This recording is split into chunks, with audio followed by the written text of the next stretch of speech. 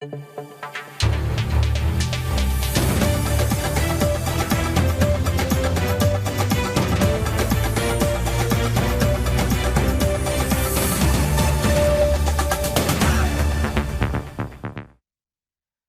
দর্শক, আমি আফজাল হোসেন স্বাগত জানাচ্ছি সম্পাদকীয়তে। ত্রয়োদশ জাতীয় সংসদের প্রথম অধিবেশনে রাষ্ট্রপতি মোহাম্মদ শাহাবুদ্দিন ভাষণ শুরু করতেই জামায়াত ইসলামী এনসিপি জোটের নির্বাচিত সংসদ সদস্যরা প্ল্যাকার্ড হাতে প্রতিবাদ ও ওয়াকআউট করেছেন। বিরোধী দলীয় নেতা শফিকুর রহমান রাষ্ট্রপতিকে অপরাধী আখ্যা দিয়ে তার বক্তব্য শুনতে অস্বীকৃতি জানান। অন্যদিকে স্বরাষ্ট্রমন্ত্রী সালাউদ্দিন আহমদ বলেছেন, ওয়াকআউট করা বিরোধী দলের অধিকার হলেও রাষ্ট্রপতির ভাষণের সময় প্ল্যাকার্ড প্রদর্শন করা ঠিক হয়নি। প্রাসঙ্গিক বিষয় নিয়ে আমাদের আজকের সম্পাদকীয় প্রথম দিনেই ওয়াকআউট। এ বিষয়ে কথা বলতে আমাদের স্টুডিওতে উপস্থিত আছেন ডাক্তার শাখাত হোসেন সায়ন্ত, সাধারণ সম্পাদক জি9, এবং অল্প কিছুক্ষণের মধ্যে আমাদের সঙ্গে যুক্ত হবেন SM সাইফ মোস্তাফিজ, যুগ্ম সদস্য সচিব, জাতীয় নাগরিক পার্টি। দর্শক, আপনারা এই আলোচনায় অংশ নিতে পারেন, এজন্য আপনাদের ফোন করতে হবে টেলিভিশনে দেখার নম্বরে, ছাড়া ফেসবুকের মাধ্যমে আপনাদের মন্তব্য পাঠাতে পারেন। আলোচনার শুরুতেই জানিয়ে দেব এখনকার প্রধান শিরোনাম। ত্রয়োদশ সংসদের যাত্রা শুরু। জাতীয় সমস্যা সমাধানের কেন্দ্রবিন্দুতে পরিণত করা হবে সংসদকে, জন আকাঙ্ক্ষা পূরণের অঙ্গীকার প্রধানমন্ত্রীর।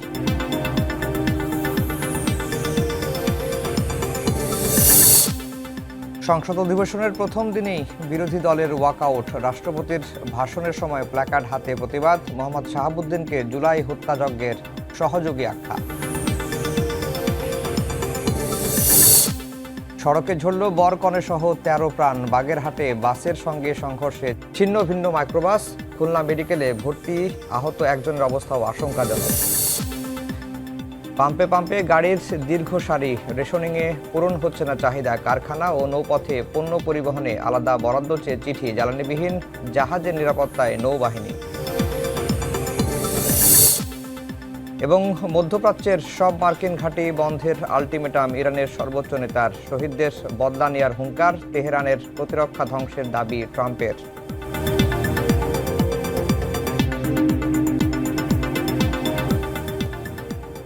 দর্শক, শিরোনাম শুনছিলেন। আমরা আজকের আলোচনার বিষয় দিয়েছি প্রথম দিনেই ওয়াকআউট। আজকে কাঙ্ক্ষিত সংসদীয় গণতন্ত্রের যাত্রা শুরু হলো। শান্ত ভাই, যেহেতু সাইফ মোস্তাফিজ এখন এসে পৌঁছানেই, আপনাকে দিয়ে আলোচনাটা শুরু করি। এই যে যাত্রাটা এবং প্রথম দিনের অধিবেশনটা কেমন দেখলেন? জি, আপনাকে ধন্যবাদ জানাচ্ছি এবং যারা শুনছেন তাদের জন্য শুভেচ্ছা রইল। দীর্ঘদিন পর গণতান্ত্রিক একটি সরকার, নির্বাচিত সরকার, এবং তাদের যে সংসদ অধিবেশন তার প্রথম দিন, সেই হিসেবে দেশবাসীর আজকে সবার কিন্তু আগ্রহের জায়গা, কেন্দ্রবিন্দু ছিল জাতীয় সংসদ অধিবেশন। সেই হিসেবে সবার বেশিরভাগই এই দীর্ঘ 16-17 বছরের যে নানান রকম নিপীড়ন, কষ্ট, গুম, খুন, হত্যা, হামলা, মামলা, নানান রকমের মানে অনাচারের মধ্য দিয়ে গেছে, সেই সবের দুঃখ বেদনার প্রকাশ, স্মৃতিচারণ এবং নতুন করে প্রত্যাশা তৈরি হওয়ার যে বিষয়গুলো, এগুলোই ছিল মূলত বেশিরভাগের আলোচনায়। শুধু একটু ভিন্নতা দিয়েছে রাষ্ট্রপতির ভাষণকে কেন্দ্র করে, এবং আগেই ধারণা করা হয়েছিল। আগেই ধারণা করা হয়েছিল, কিন্তু এটাও একটা ঠিক হাস্যকর ব্যাপার হয়েছে অনেকে মনে করে, এই জন্য যে রাষ্ট্রপতির যে ভাষণটা, এটা একটা রুটিন, এটা সাংবিধানিক ধারাবাহিকতার রক্ষার একটা রুটিন ওয়ার্ক মাত্র। ঠিক আজকে যারা রাষ্ট্রপতির ভাষণের সময় ওয়াকআউট করলো, সেটাও তাদের সাংবিধানিক অধিকার, এটাও তারা কিন্তু করতে পারে। কিন্তু তার আগে যে চিত্রটা এখানে তৈরি করলো, সেটা অনাকাঙ্ক্ষিত। যেমন ধরেন, জাতীয় সঙ্গীত যখন বাজছিল, তখন বিরোধী দলীয় সদস্যরা প্রথমে তারা দাঁড়াননি, তারপরে বিএনপি মহাসচিব বা আরও দু একজন সদস্য ইশারা করে অনুরোধ করার পরে তারপর তারা জাতীয় সঙ্গীতের সময় দাঁড়ালেন। দ্বিতীয় হলো গিয়ে প্রেসিডেন্টের ভাষণকে কেন্দ্র করে তারা ভেতরে যে মিছিলটা করলো, সেই মিছিলটাও খুব ভালো হয়নি, ভালো নজির স্থাপন করেনি। তারা তাদের পছন্দ নয়, তাদের একটা প্রতিবাদ, সেই নীরব প্রতিবাদ হিসেবে তারা ওয়াকআউট তো করতেই পারত। এখন এই প্রেসিডেন্ট আজকে এত খারাপ হয়ে গেল তার একটা বক্তব্য দেওয়ার ক্ষেত্রে, যেই বক্তব্যটা বাংলাদেশের এখনকার যে পদ্ধতি সে অনুসারে মন্ত্রী পরিষদের অনুমোদিত একটা বক্তব্য, ফলে বক্তব্যটা পাঠ করেছেন রাষ্ট্রপতি, কিন্তু এটা রাষ্ট্রপতির বক্তব্য ওইভাবে বলা যাবে না, এই জন্য কারণ মন্ত্রী পরিষদ এটাকে অনুমোদন করে দেয়। এটা বাংলাদেশে 96 সাল থেকে চলে আসছে। সুতরাং মন্ত্রী পরিষদ অনুমোদিত একটা বক্তব্য রাষ্ট্রপতি পাঠ করছেন, যেহেতু রাষ্ট্রপতি পদে তিনি আছেন, এটা নিয়ম রক্ষার জন্য একটা রুটিন ওয়ার্ক হিসেবে এটা করতেই হতো। এই রাষ্ট্রপতির হাত কি নাহিদ ইসলাম তার কাছে কি উপদেষ্টা হিসেবে শপথ নেননি? তারপরে তার পদত্যাগ চাওয়া হয়েছে, অনেক কিছু চড়াই উতরাই আছে, কারো আপত্তি ছিল, কারো চাওয়া ছিল পদত্যাগ, কিন্তু ফাইনালি যখন এমপি নির্বাচিত হয়, এমপি নির্বাচিত হওয়ার পরে সেদিনকে এই এমপিরা ওনার হাতেই শপথ নিয়ে এমপির বৈধতা নেননি। যদি রাষ্ট্রপতির হাতে সেদিন শপথ না নিতেন, ওই দিন যদি প্রতিবাদটা করতে পারতেন যে এই ফ্যাসিবাদের দোসর বা শেখ হাসিনার নিয়োগ দেওয়া রাষ্ট্রপতি, এই রাষ্ট্রপতির কাছে আমরা শপথ নিয়ে জনগণের রায়ে নির্বাচিত হওয়া এমপি আমরা নিজেদেরকে কলঙ্কিত করব না, এই দৃঢ়তা যদি এমপিরা তো রাষ্ট্রপতির কাছে শপথ নেননি, এমপিরা নিয়েছেন সিসির কাছে, সরি এটা তো এই যে উপদেষ্টা হিসেবে নাহিদ ইসলাম নিয়েছেন, তারপরে দুজনেই নিয়েছে, কিন্তু আসিফ মাহমুদ তো আজকে এমপি না, কিন্তু এমপি হিসেবে আজকে নাহিদ ইসলাম তো আছেন। ফলে এই যে শপথটাকে কেন্দ্র করে যে প্রথম দিনে এই যে বিভক্তিটা দেখা দিল এবং ওয়াকআউট করছে, তার আগে হইল গিয়ে আবার মিছিল করা, এবং সেই মিছিলের যে ভাষা ছিল সেটাও খুব শোভন ছিল না। আর একটা যেটা বললাম, জাতীয় সঙ্গীতের সময় তাদের শুরুতে না দাঁড়ানোটা, ফলে প্রতিবাদ করবেন এটা তাদের অধিকার, প্রতিবাদের ভাষাটা কেমন হবে সেটাও মাথায় রাখা দরকার, কারণ গণ অভ্যুত্থান পরবর্তী বাংলাদেশে যেই ধরনের সংসদ প্রত্যাশা করছে সরকারি দল এবং বিরোধী দল, যেই রকম প্রতিশ্রুতি দিচ্ছে এবং দেশবাসী যেটা প্রত্যাশা করছে, আশা করছে, সেইটার একটু খানিকটা হোঁচট আজকে খেয়েছে শুধুমাত্র রাষ্ট্রপতির ভাষণকে কেন্দ্র করে। এটা না করে তারা তাদের প্রতিবাদ আছে, এটা আগেই জানা ছিল, এনসিপির এমপিরা বাইরে দাঁড়িয়েও তারা প্রতিবাদ করেছেন, তারপরে তারা ওয়াকআউট করেছেন, সে পর্যন্ত ঠিক ছিল। কিন্তু এইভাবে হট্টগোল করা, মিছিল করা এবং মিছিলের যেই ভাষা আর জাতীয় সঙ্গীতের সময় না দাঁড়ানো, এইসব বিষয়গুলো অ্যাভয়েড করলে আরও একটু সুন্দর হতে পারতো। কিন্তু তারপরেও বলবো, প্রথম দিন হিসেবে বক্তব্য যারা যা দিয়েছেন যথেষ্ট গ্রহণযোগ্য, ভালো বক্তব্য দিয়েছেন এবং নতুন আশা জাগিয়েছেন যে ভবিষ্যতে ভালোভাবে চলবে। কারণ জামায়াত ইসলামের নেতা, বিরোধী দলীয় নেতা, তিনি কিন্তু বলেছেন যে এই ওয়াকআউট আজকে একটা স্পেসিফিক ইস্যুর প্রতিবাদে, পরবর্তী অধিবেশন যেদিন বসবে সেদিন তারা আবার যাবেন এবং নিশ্চয়ই দেশের স্বার্থে সবাই কথা বলবেন, ভূমিকা রাখবেন। সাইফ মুস্তাফিজ, আপনাকে স্বাগত জানাচ্ছি সম্পাদকীয়তে। যেটা নিয়ে আলোচনা করছিলাম যে আজকের দিনটা, প্রথম অধিবেশন, প্রথম দিন কেমন হলো সেটি সায়ন্ত ভাই বলছিলেন। তিনি বলছেন সব কিছুই ঠিক আছে, কিন্তু ওয়াকআউট বিরোধী দল করেছে, এটিও তাদের রাইট আছে, কিন্তু ওয়াকআউটের আগে প্ল্যাকার্ড হাতে এবং যে ধরনের স্লোগানগুলো দেওয়া হচ্ছে এটি আসলে শোভন হয়নি, কিছুটা দৃষ্টিকটু হয়েছে, সেটি বলছেন। আর যেটি বিএনপি যেটি বলছে যে রাষ্ট্রপতি ইস্যুতে বিরোধী দল এখন জামায়াত এবং তার সঙ্গে জোটসঙ্গী এনসিপি, তারা আসলে স্ববিরোধী আচরণ করছে। কারণ হচ্ছে যে নাহিদ ইসলাম যখন অন্তর্বর্তীকালীন সরকারে ছিলেন, রাষ্ট্রপতির কাছেই তিনি শপথ নিয়েছিলেন, তখন তো এই প্রসঙ্গগুলো আসে নাই। এবং একই সঙ্গে 5 আগস্টের গণঅভ্যুত্থানের পরে 6 আগস্ট বা ওই দিন বিকালেই রাষ্ট্রপতির সঙ্গে রাজনৈতিক দলগুলো বসেছে, তখনও এই প্রসঙ্গগুলো, রাষ্ট্রপতির বিষয়গুলো আসে নাই তখন। এইটির কারণে তারা বলছেন যে আজকে যা হয়েছে ওয়াকআউটটা ঠিক আছে, কিন্তু বাকি বিষয়গুলো স্ববিরোধিতা। ধন্যবাদ আপনাকে, ধন্যবাদ আমার বিজ্ঞ সহালোচক এবং টিভির পর্দায় যারা দেখছেন তাদেরকে শুভেচ্ছা জানাচ্ছি।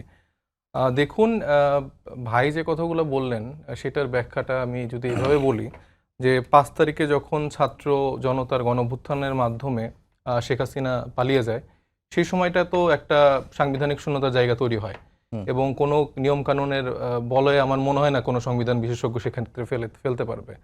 এবং আমরা তখন দেখেছিলাম যে যেই মুহূর্তে আসলে ছাত্র জনতা বা বাংলাদেশের আপামর জনতা একরকম সিদ্ধান্ত নেওয়ার দিকে যাচ্ছিল, ঠিক সেই সময় আসলে আমাদের যে রাজনৈতিক দলগুলো আছে তারা হচ্ছে যে সেনা বাহিনী যে প্রধান ছিলেন তার কাছে আসলে দেখা করতে গিয়েছিলেন, বা সেই সময় ধর্ণা ধরার জন্য অন্য কোনো একটা পরিকল্পনা ঘটছিল।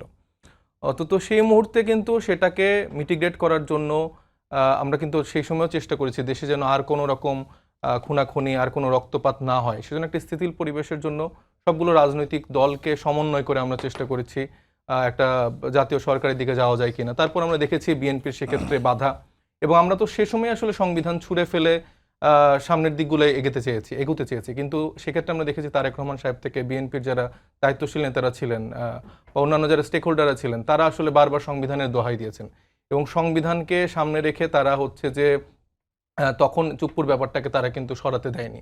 এবং এক্ষেত্রে আমি খুব দায়িত্ব নিয়ে বলছি যে বিএনপির থেকেই শুরু থেকেই চুপ্পুকে সরাতে দেওয়া হয়নি, এবং তারা যখন ওত নেয় সেটাও আসলে তাদের প্রেসক্রিপশনেই করতে হয়েছে।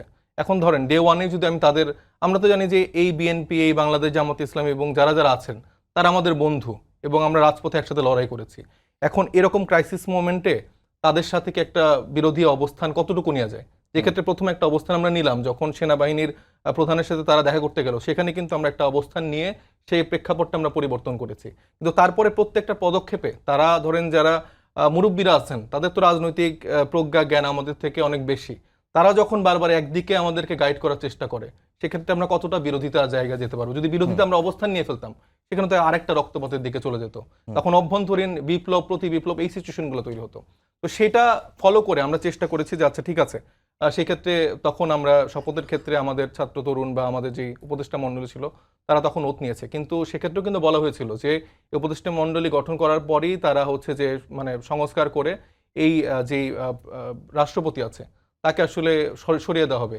তখন একটা সাংবিধানিক শূন্যতার কথা বারবার বলা হয়েছে, কিন্তু এখন কি চাইলে সরানো যেত না?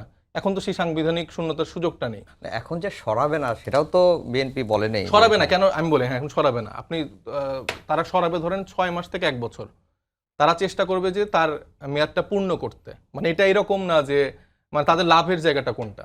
বিএনপি আসলে চায় যে পরবর্তী যে ইলেকশনটা সেটা আসলে তাদের নিয়োগকৃত যে রাষ্ট্রপতি থাকবে তার অধীনে যেন হয়। এখন যদি আপনি এই রাষ্ট্রপতিকে সরিয়ে দেন, তাহলে বর্তমান নতুন যে রাষ্ট্রপতি হবে এবং সংসদের বয়স সেম হবে, এবং সেই সেম বয়স অনুযায়ী তারপরে ধরেন যে 6 মাস বা যে 1 বছরের সময়সীমার মধ্যে রাষ্ট্রপতি থাকবে নির্বাচনকালীন সময়, সেটা তাদের দলের নাও হতে পারে। তো সেই জায়গাটা তাদের একটা পলিসির জায়গা, এবং তারা যে এত সংবিধান দেখাচ্ছে মূলত সে ঘুরে ফিরে সেই ফ্যাসিজমকে ফিরিয়ে আনার যে নতুন বন্দোবস্ত, সেটার বার্তাই হচ্ছে যে বিএনপি আমাদেরকে দিয়ে দিয়েছে অলরেডি। এবং আজকে তো আমরা সংসদ অধিবেশনে দেখলামই যে তারেক রহমান সাহেব, মানে আমি জানি না মির্জা ফখরুল ইসলাম আলমগীর কখনো মানে নিজের দলীয় প্রধানের বক্তব্য শুনেও এরকম টেবিল চাপড়েছে কিনা, এত আনন্দিত হয়েছে কিনা যখন তিনি চুপ্পু সাহেবের বক্তব্য শুনছিল। আবার তারেক রহমানকে দেখছিলাম যে খুব হাস্যোজ্জ্বলভাবে সেটা এনজয় করছে। এটা আমার কাছে লজ্জার লাগে যে এই বেগম খালেদা জিয়াকে এই চুপ্পু নানা রকম কটূক্তি করেছে, নানা রকম অকথ্য ভাষায় কথা বলেছে, তারেক রহমানকে নিয়ে কথা বলেছে। তারা এখন কি বলেছে? রাষ্ট্রপতি যেটাই বলুক না কেন, আপনি যদি আওয়ামী লীগের একজন এরকম প্রতিনিধিকে দিয়ে এগুলো বলান, সেটার মধ্যে আমার মনে হয় না কোনো ক্রেডিট আছে। আচ্ছা জি, শান্ত ভাই, যেটি সাইফ মোস্তাফিজ বলছেন যে বিএনপি আসলে একটা বার্তা এর মধ্যে দিয়ে দিয়েছে, তারা ফ্যাসিজম ফিরিয়ে আনার যে বার্তা সেটি তারা পাচ্ছেন আজকের এই সংসদ অধিবেশন দিয়ে। বিষয়টা হচ্ছে রাষ্ট্রপতিকে রাখা বা তাকে দিয়ে এটা করানোর পক্ষে সাফাই গাওয়ার কোনো সুযোগ নাই বা প্রয়োজনও নাই, বা সেটি আমি করব না। কথা হচ্ছে তাকে যদি সবাই মিলে একমত হয়ে না রাখতে পারতো শুরু থেকেই, সেটা একরকম ভালো হতো। এই আলোচনা বহুবার হয়েছে। মাঝখানে এসে যখন রাষ্ট্রপতিকে সরানোর দাবি এনসিপি তুলল, তখন এই এনসিপি, জামায়াত ইসলাম এবং বিএনপি, 3টা দল আপনি নিশ্চিত থাকতে পারেন কাকে রাষ্ট্রপতি করা হবে সেই বিষয়ে একমত হতে পারতো না, এবং ওইটাকে কেন্দ্র করে নতুন আর একটা সিচুয়েশন তৈরি হতো, এবং ক্ষমতা কোন দিক থেকে কোন দিকে যেত তার হদিস পেতাম না আমরা। ফলে ওই সময় ওই আশঙ্কা থেকে ওনাকে রেখে অন্তর্বর্তীকালীন সরকার যা যা চায় তাই যদি আদায় করা যায়, তাহলে একটা নতুন সংকটের মধ্যে আমরা কেন ঢুকবো, এই প্রশ্নটাই ছিল মুখ্য, যে কারণে ওনাকে করা হয়নি। কিন্তু ওই সময় এই নাহিদ ইসলাম, আসিফ মাহমুদ যখন উপদেষ্টা পরিষদে, তো তারা উপদেষ্টা পরিষদে থাকতে তো তাদের 130টার বেশি অধ্যাদেশে সই করেছে, এই রাষ্ট্রপতি সই করেছে। তখনও তো তারা বলে নাই যে এই রাষ্ট্রপতির সই করা অধ্যাদেশ দিয়ে আমাদের বৈধতা আমরা এই পর্যায়ক্রমে নিতে হবে, এটা আমরা নিব না। 1.5 বছর ধরে তো ওনার সই করা অধ্যাদেশের বৈধতা নিয়েই তো এই নাহিদ বা এবং ওনার আসিফ ওনার মাহমুদেরা পরামর্শেই চলেছে। তো আর্টিকেল 106 অনুযায়ী সুপ্রিম কোর্ট রেফারেন্স দিয়েছে রাষ্ট্রপতির। সব করেছে। এই অন্তর্বর্তীকালীন সরকারের যে বৈধতা এসেছে যেই অধ্যাদেশের মাধ্যমে, সেই অধ্যাদেশটা তো এই রাষ্ট্রপতিরই দেওয়া। সুতরাং একটা পর্যায়ে শুরুতে যখন ওনাকে একসঙ্গেই সরিয়ে দিলে ভালো হতো, এটা আমিও মনে করি, যে যখন শুরুতেই শেখ হাসিনা পালিয়ে গেল, এই সরকারের যারা ফ্যাসিবাদ, খুনি, গণহত্যাকারী, 16 বছর 17 বছর ধরে এই দেশটার উপর অনাচার, এমন কোনো অনাচার নাই যা করে নাই, এগুলো নতুন করে বলবার দরকার নাই, সবাই জানে। সেই সরকারের অংশীদার, তাদের অনুগত, তাদের বসানো একজন লোক, তাকে কেন রাখতে হবে, এই ভাবনাটা শুরুতে ভাবলে এটা ভালো ছিল। যখন ভাবা হয়নি তখন টেকনিক্যাল কারণে ওনাকে সরালে রাষ্ট্রের গতি প্রকৃতি কোন দিকে তখন ঘুরতো, যে জামায়াত, এনসিপি এবং বিএনপিকে সমন্বয় করতে করতে এই সরকারের নাবিশ্বাস উঠেছে। একবার কোনো একটা কিছুতে বিএনপির পক্ষ থেকে সরকারের বিরুদ্ধে অভিযোগ তোলা হয় যে জামায়াত এবং এনসিপির দিকে সরকার ঝুঁকে পড়েছে। আবার এনসিপির পক্ষ থেকে, জামাতের পক্ষ থেকে বলা হয় যে এই সরকার বিএনপির পার্ট হয়ে গেছে। এই দুই পক্ষ সমন্বয় করতে করতে তো গলদঘর্ম হয়েছে পুরা টাইমটা এই অন্তর্বর্তীকালীন সরকার। এবং কোন কোন উপদেষ্টা কোন দলের, কোন পক্ষের, কে কার পারপাস সার্ভ করছে, এইসব অভিযোগ তিনটা দল থেকে সমানে আসতেই থাকতো। সেই অবস্থায় রাষ্ট্রপতি যদি সরিয়ে দিতেন, তাহলে ওই রাষ্ট্রপতিকে তিন পক্ষ একমত হয়ে বসাতে পারতো। ওই বিশ্বাস এদেশের মানুষ করে। কিভাবে বসাতো, কোন প্রক্রিয়ায় বসাতো, ফলে ওই সংকট সুরাহা হতো না। ফলে রাষ্ট্রপতিকে শুরুতে যেহেতু সরানো হয় নাই, এই রাখাটা রাষ্ট্রের এবং গণতন্ত্র উত্তরণের জন্য অত্যাবশ্যকীয় ছিল। এখন ওনাকে রাষ্ট্রপতি হিসেবে বিএনপি যদি মনে করে যে কতদিন রাখবে, এবং বিএনপির ওনার বক্তব্য, ওনার কাজ, কোনো কিছুকে ওনার বলে আর চালিয়ে দেওয়ার সুযোগ বিএনপিও পাবে না বা কেউ পাবে না।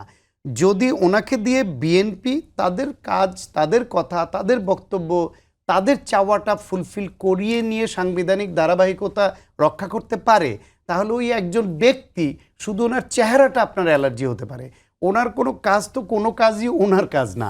আজকের বক্তব্য দেখে আপনি দেখেন নাই যে আজকের যেই বক্তব্য ওনার মুখ দিয়ে বলতে হয়েছে যে 16 বছরের ফ্যাসিবাদ, তাদের পতন হয়েছে গণ অভ্যুত্থানের মাধ্যমে, তারা গণহত্যা করেছে, এটাও তো সাইফ মুস্তাফিজ বলছে, তারা গণহত্যা করিয়েছে। এবং উনি বলছেন স্বাধীনতার ঘোষক শহীদ প্রেসিডেন্ট জিয়াউর রহমান। ফলে ওনার যেই বক্তব্য, ওনার যে কাজ, এইটাকে আপনি ধরে নিতে পারেন যে বর্তমান যে সরকার, সেই সরকারের পলিসি, তাদের চাওয়া, তাদের কাজ, সব কিছুই যদি উনি অক্ষর অক্ষরে করেন, তাহলে ওনাকে সরিয়ে দিয়ে সাংবিধানিক ধারাবাহিকতা নষ্ট বিএনপি করবে কি করবে না, সেটা বিএনপির উপর ছেড়ে দেন। সেটার জন্য তো গণ অভ্যুত্থানের কোনো চেতনার বাস্তবায়ন, গণ অভ্যুত্থানের যে পরিবর্তিত বাংলাদেশ চাওয়ার যে আকাঙ্ক্ষা, তার কোনোটার সঙ্গে তো ওনার কাজ বা বক্তব্য, কথা সাংঘর্ষিক হচ্ছে না। আপনি পরজোর এটা বলতে পারেন যে হ্যাঁ, ওনার চেহারাটা দেখা আমাদের জন্য একটা পেইনফুল, আমার জন্য এটা, ওনার চেহারাটা দেখাই আমার জন্য অ্যালার্জিক, যে ওই রকম একজন লোককে এখনও আমার কেন দেখতে হবে, সেই দাবিটা করতেই পারেন। কিন্তু ওনাকে রাখলে যে রাষ্ট্রের বা নতুন যে বাংলাদেশের আকাঙ্ক্ষার তৈরি হয়েছে, তার যে কোথাও কোনো ঘাটতি হবে, এরকম হওয়ার সুযোগ নাই। তার অলরেডি তার নজির আমরা আজকের বক্তৃতায় জেনে গেছি, পেয়ে গেছি। সুতরাং এটা খুব ক্ষতি বৃদ্ধি করবে কিছু এরকম না। এখন ইগো বা আপনি ওনাকে দেখতে পারেন না, ওনাকে রাখবেন না, সেই দাবিও করতে পারেন, কিন্তু সেটাকে কেন্দ্র করে যদি আবার সংসদে সরকারি দল এবং বিরোধী দলের মধ্যে অনাকাঙ্ক্ষিত দূরত্ব তৈরি হয়, সেটা ঠিক হবে না।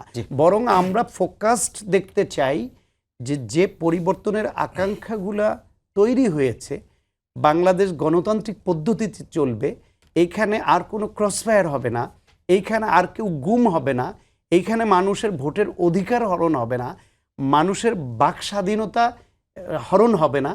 এই জিনিসগুলো কিভাবে সরকারি দল এবং বিরোধী দল মিলে রিস্টোর করবে এবং আমাদের সেই অ্যাসুরেন্সটা দিবে, আমরা ওইটা দেখতে চাই। জি, সাইফ মুস্তাফিজ, যেটি শুরুর দিকে শান্ত ভাই বলছিলেন যে অন্তর্বর্তীকালীন সরকারের সময় 133টার মতো অধ্যাদেশ জারি হয়েছে এবং সবগুলোই জুলাই জাতীয় সনদ থেকে শুরু করে সবগুলোই রাষ্ট্রপতি মোহাম্মদ শাহাবুদ্দিনের সিগনেচারে হয়েছে, তখন কেন এটি করা হলো, আর এখন কেন তার ভাষণ শুনতে এত মানে ওয়াকআউট করতে হলো, এটি একটি দিক। আর রাষ্ট্রের এবং গণতন্ত্রের উত্তরণের জন্যই তাকে রাখাটা আসলে অত্যাবশ্যকীয় ছিল। বিএনপির যে রাজনৈতিক দৈন্যতা এবং দুর্দশা, সেটা আমি আমার সমালোচকের কথা শুনেই আর কি উপলব্ধি আপনারা করতে পারবেন। কারণ তাদের মানে একটা অর্জন হচ্ছে যে চুপ্পুকে দিয়ে এই কথাগুলো বলানো। এটা খুবই মানে তারা যে এই 17 বছর ধরে একটা আন্দোলন বা সেগুলো যে সফলতার মুখ দেখতে পায়নি, এটা শুনলে আসলে বোঝা যায়। কারণ ক্যালকুলেটিভ ওয়েতে রাজনীতির জায়গা থেকে এরকম শত্রুকে ঘরে বসিয়ে যদি সে মনে করে থাকে ওফ আমার যুদ্ধ জয় হয়ে গেল, চুপ্পুকে দিয়ে আমি এই কথাগুলো বলালাম, এর থেকে দুঃখজনক আর কিছু হয় না। এবং চুপ্পু যে ইন্টারিম গভর্নমেন্টের সময় কতটা দুঃখ দুর্দশায় ছিলেন, এই আমাদের একটা কালের কণ্ঠ পত্রিকায় আমরা তাদের একটা ইন্টারভিউ দেখলাম যে মানে এখন কাইন্ড অফ তিনি মুক্তি পেয়েছেন, মানে তারেক রহমান সাহেব তাকে সেই মুক্তিটা দিয়েছে এবং মুক্তি পেয়েই সে তার দুঃখ দুর্দশা বললেন যে আমি অমুক জায়গায় যেতে পারিনি, তমুক জায়গায় যেতে পারিনি, আমাকে একদম গৃহবন্দী করে রাখা হয়েছিল। এখন যেটা বললাম যে সালাউদ্দিন সাহেব থেকে শুরু করে তারেক রহমান সাহেব যারা হচ্ছে যে অনেক বেশি সংবিধান মানে কে ভালোবাসেন, মানে আমি যতটুকু জানি যে আমাদের আপসীন নেত্রী বেগম খালেদা যে নিজেও বলেছিলেন যে এই সংবিধানকে আসলে ছুঁড়ে ফেলতে হবে। তো আমার মনে হয় না যে বিএনপি সেই আইডিওলজিতে বিলিভ করে। সো নতুন ধারার যে বিএনপি রাজনীতি, যারা আসলে এই মুজিববাদী সংবিধানকে আঁকড়ে ধরে সামনের দিকে আগাচ্ছে, তো সেই জায়গায় সালাউদ্দিন সাহেবের চুপ্পুকে তো লাগতোই এবং তাকে যেন না সরানো হয়, না ফেলানো হয়, সেই জন্য তারা এই ইন্টারিম গভর্নমেন্টের সময় সর্বোচ্চ চেষ্টা করেছে। এবং তারাও তো একটা অসহায়ের মতো অবস্থায় আছে যে তারা আসলে কোন দিকে যাবে। তারা কি বিএনপির সাথে এখানে ইন্টারনালি ফাইট করতে থাকবে, নাকি সংস্কারগুলা কাজ করবে? মানে তারা তো সারাদিন দিনরাত গালিগালাজ করছে যে এই সরকার কি করছে, এটা করছে, ওটা করছে। তো তাদের এরকম একটা সিচুয়েশন ছিল যে তারা চুপ্পুকে মানে আমরাও মানে আজকে আমি খুবই অবাক, মানে আমি আজকে মনে হচ্ছিল যে মানে কি ব্যাপার যে আওয়ামী লীগের লোকজনকে আবার সব মানে দেশে চলে আসলো নাকি, বা তারা হঠাৎ করে ফেসবুকে এত সরগরম, মানে চুপ্পুকে অপমান করা হচ্ছে কিন্তু মানে রেগে যাচ্ছে বিএনপি সব আমার পরিচিত ভাই বোনরা। তো এটা তো কাইন্ড অফ খুবই সারপ্রাইজিং, কারণ চুপ্পুকে কবে থেকে তারা ওন করা শুরু করলো এবং চুপ্পু তাদেরকে যেভাবে ওন করছে, মানে আমার কাছে এখন মনে হচ্ছে যে তারেক রহমান সাহেব দেশে এসে শুধুমাত্র মানে বিএনপির দায়িত্ব নেয় না, আমার মনে হচ্ছে যে আওয়ামী লীগের দায়িত্ব তিনি হয়তো বা নিয়েছেন, যে তাদের এই দুঃখ দুর্দশায় তাদেরকে কিভাবে আসলে অ্যাকোমোডেট করা যায়, তাদের রাজনীতিটা কীভাবে সেভ করা যায়, সেই প্ল্যানও আমার মনে হচ্ছে যে ওই আই হ্যাভ এ প্ল্যানের মধ্যে ইনক্লুডেড। তো এটা আসলে বাংলাদেশের মানুষ যেটার জন্য আসলে এই জুলাই গণঅভ্যুত্থান ঘটেছে, আমি আপনি বা আমরা আজকে যেরকম করে মুক্ত স্বাধীনভাবে কথা বলতে পারছি, আমরা যেভাবে আসলে আজকে সংসদে যেতে পারলাম, আজকে তো একটা খুবই ঐতিহাসিক একটা দিন এবং সেই ঐতিহাসিক দিনটাকে আসলে কলঙ্কিত করলেন বিএনপিরা। এবং বিএনপিদের হাতে সুযোগ ছিল তাকে অভিশংসন করে তাকে একটা মানে মানে অ্যাটলিস্ট সংসদে যেন তাকে এরকম একটা মানে কথাবার্তা তার শুনতে না হতো, এরকম সংবিধানের ভিতরে অনেকগুলো অপশনস কিন্তু ছিল, যেটা কিন্তু আজকের আগে থেকে আলোচনা ছিল। কিন্তু তারা খুবই মানে ইগোইস্টিক ওয়েতে তারা জুলাইকে ধারণ না করে, যেরকম প্রথম দিনে তারা সংবিধান সংস্কারের বিষয়ক যে ওতটা ছিল সেখানে যেরকম তারা শপথ নেয়নি এবং আজকেও তারা সেভাবে চালাচ্ছে। এবং ভাই যে বললেন যে এখন আমাদের মূল লক্ষ্য উচিত যেন এটা ফিরে না আসে, ওইটা ফিরে না আসে, ভাতের মূল্য, ভাই আপনাদের মানে আমি কোনো পলিসি দেখি না, সরি টু সে, আপনারা কার্ড দিচ্ছেন এটাকে আমি মানে ভালো বলছি, কিন্তু এখনও আমি জানি না, মানে আমাকে একটু যদি জানাতেন ওনারা যে এটার খাতটা কোথা থেকে আসবে, বরাদ্দটা কোথা থেকে আসবে। মানে আমার তো অলরেডি আমি একটা ঋণগ্রস্ত দেশ, আমার এই টাকাগুলোর উৎসটা কই হবে? ধরেন তারাও তো বলছে 5 থেকে 10 কোটি বা সবাইকে এটার আন্ডারে আনবে, এই আমরেলা আন্ডারে আনবে। তো এই 50,000 বা 100,000 কোটি টাকা যে প্রতি মাসে তিনি দিচ্ছেন, এটা আসলে কোন খাত থেকে আমরা আনবো? বা আমরা কি আসলে আবার সবাই ট্যাক্স দিতে শুরু করব? সাধারণ জনগণকে আবার ট্যাক্স দিতে শুরু করবে কিনা? অথবা তারা যে গভর্নরকে বসিয়েছে সে কি এখন থেকে আবার টাকা ছাপানো শুরু করেছে কিনা? তো দেখা যাবে যে আমি 2,000 টাকা বাজারে নিয়ে গেলেও 1 কেজি চাল কিনতে পারছি না। তো এরকম কোনো প্ল্যান পলিসি ছাড়া তারা যেভাবে মানে ইগোয়েস্টিক ওয়েতে তারা সরকার চালাচ্ছে, এটা সাময়িকভাবে মানে সাধারণ মানুষের কাছে, কিছু মানুষের কাছে মনে হইতেও পারে যে না ঠিক আছে আমাদের প্রতি মাসে হয়তো 12,000 টাকা দিবে, সবাই হয়তো বাসে বুক বাঁধতেছে, কিন্তু এটা লং টার্ম তো একটা ভয়ানক দিকে আমরা যাচ্ছি। জি, আমরা শেষের দিকে চলে আসছি। শান্ত ভাই 3 মিনিট সময় পাবো। শত্রুকে ঘরে বসিয়ে তাকে দিয়ে নিজের কথা বলিয়ে জয় ভাবা রাজনৈতিক দৈন্যতা, এটি একটি দিক। আর আওয়ামী লীগ পুনর্বাসনের দায়িত্ব কি বিএনপি নিয়েছে কিনা? কারণ আমরা দেখলাম যে বিএনপি নির্বাচনে জয়ী হওয়ার পরে বিভিন্ন জায়গায় আওয়ামী লীগের কার্যালয়গুলো খুলছে, তারা প্রকাশ্যে আসছে, বিভিন্ন জায়গায় ইফতার পার্টি করছে, এগুলো এই প্রশ্নগুলো আমরা দেখলাম যে মালা পরিয়ে তাদেরকে বরণ করে নিচ্ছে। মানে প্রথম কথা হলো আওয়ামী লীগের কাউকে বিএনপি ঘরে বসায় নাই, সে আগেই রাষ্ট্রপতি ছিল, আগে থেকেই এই ঘরেই ছিল, এই ঘরেই ছিল।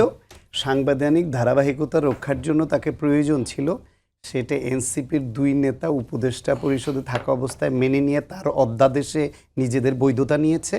সুতরাং এটা তারা নিজেরা মেনেই নিয়েছে। তারা যদি এতই বুঝতো তাহলে বলতো যে এই চুপ্পুর অধ্যাদেশে আমার বৈধতা আমি নিবে না, আমি রিজাইন করলাম। ওই গার্ডসটুকু দেখাতো, দেখায়। ভাই গাছ তো আমরা দেখিয়েছি, তারেক রহমান সাহেব থেকে শুরু করে আপনি দেখিয়েছেন, আপনার 2 উপদেষ্টা দেখায় না, ওনা দেখেছে ভাই। আপনার 2 উপদেষ্টা রিজাইন করতো যখন তার স্বাক্ষরে, মানে এই রাষ্ট্রপতি স্বাক্ষরে যখন নিজের বৈধতা নিতে হয় তখন তার যদি লজ্জা লাগতো যে আমি ওনার স্বাক্ষরে আমি বৈধতা নিব না, আমি এই অধ্যাদেশ ওনার অধ্যাদেশে আমার বৈধতা নিয়ে রাষ্ট্র চালাতে হবে, এই বৈধতা আমি নিব না, আমি গণ অভ্যুত্থানের মাধ্যমে পরিবর্তন এসছে, এর বৈধতা গণ অভ্যুত্থান দিবে, ওনার দিতে হবে না। তখন তরুণদেরকে বলে দেন যে এরা মব করে, এরা কিছু মানে না, এরা বেয়াদব। সেই কথাটা কি একবার ওই গার্ডস থাকলে কি এমন লোভ, কি এমন মধু যে উপদেষ্টা থাকতেই হবে? অর্ধেক করতেন যে না আমি ওনার স্বাক্ষরে বৈধতা নিয়ে এই চাকরি করব না।